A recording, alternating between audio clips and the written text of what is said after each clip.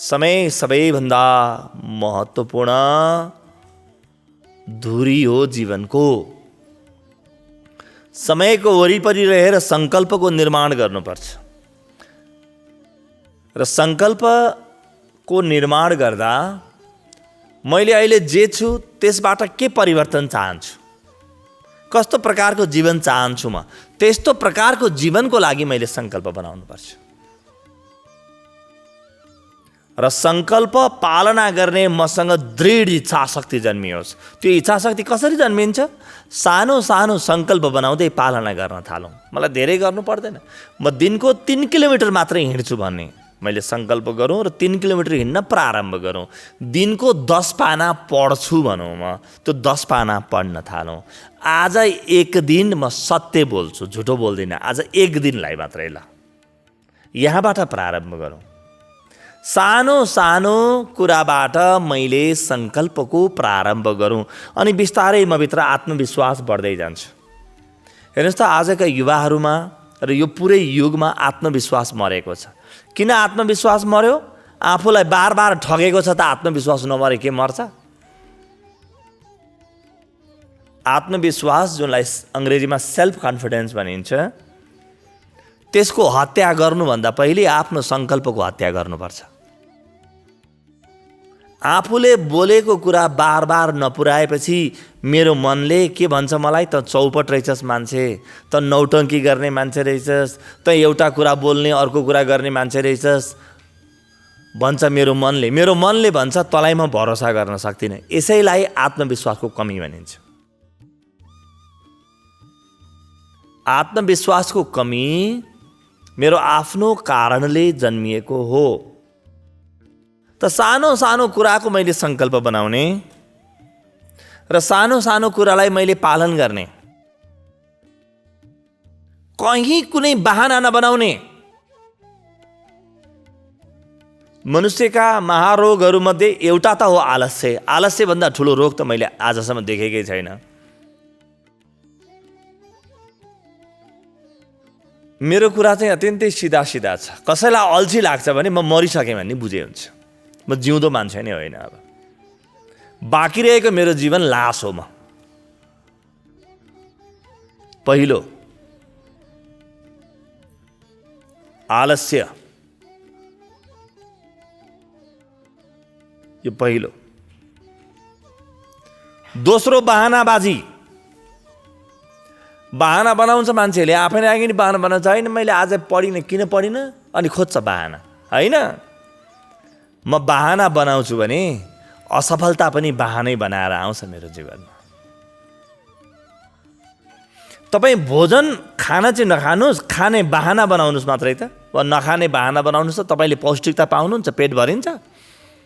बहानाले केही बन्छ? अङ्ग्रेजीमा एउटा भनाइ छ, instead of finding 100 reasons not to do, find one reason to do and do it.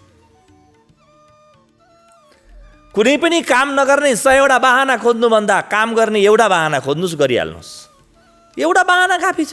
किन धेरै बहाना चाहिए काम गर्नलाई? नपढ्ने 100 बहाना बनाउनु भन्दा पढ्ने एउटा बहाना बनाउनुहोस् अनि पढ्नुहोस्। सत्य नबोल्ने 100 बहाना बनाउनु भन्दा सत्य बोल्ने एउटा बहाना खोज्नुहोस् अनि सत्य बोल्न थालिहाल्नुहोस्।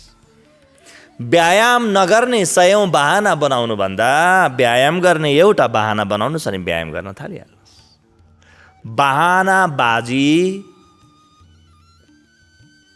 आजको मनुष्यको अत्यन्तै खतरनाक रोग हो।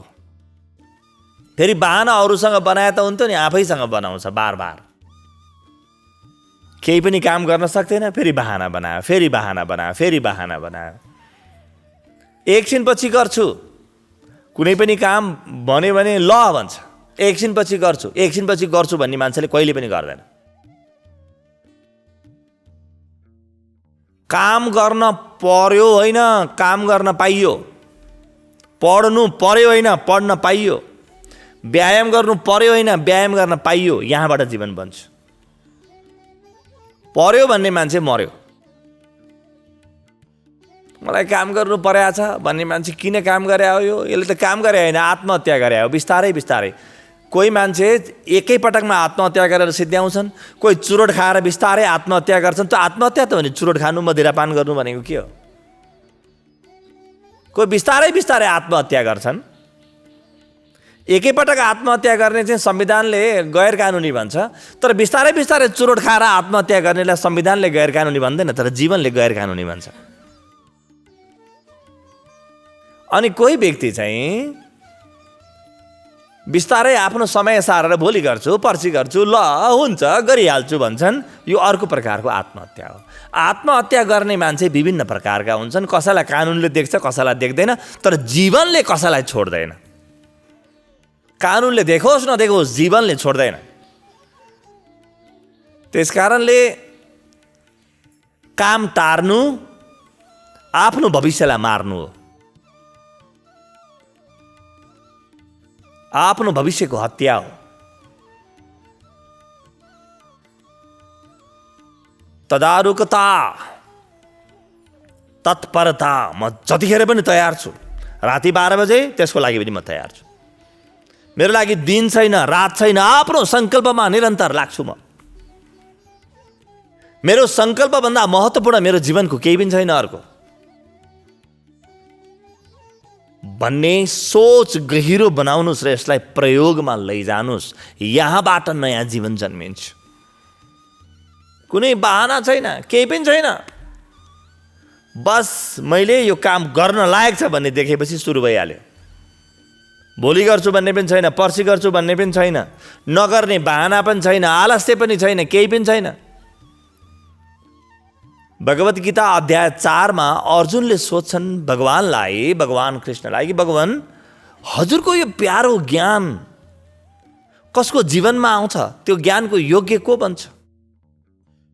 त भगवान भन्नुहुन्छ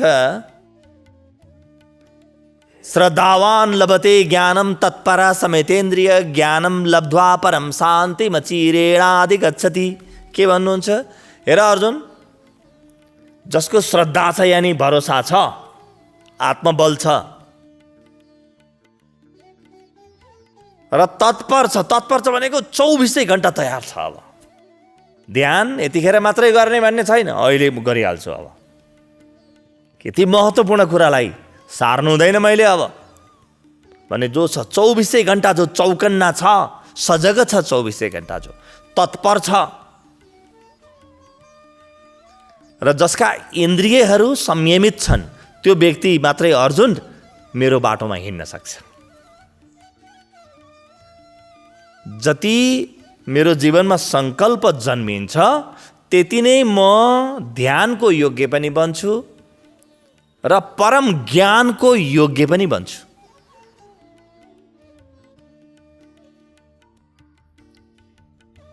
निरन्तरता, सङ्कल्प, सजगता, तत्परता, यी गुणहरूले हामीलाई यो लोकमा पनि परलोकमा पनि महान बनाउँछ।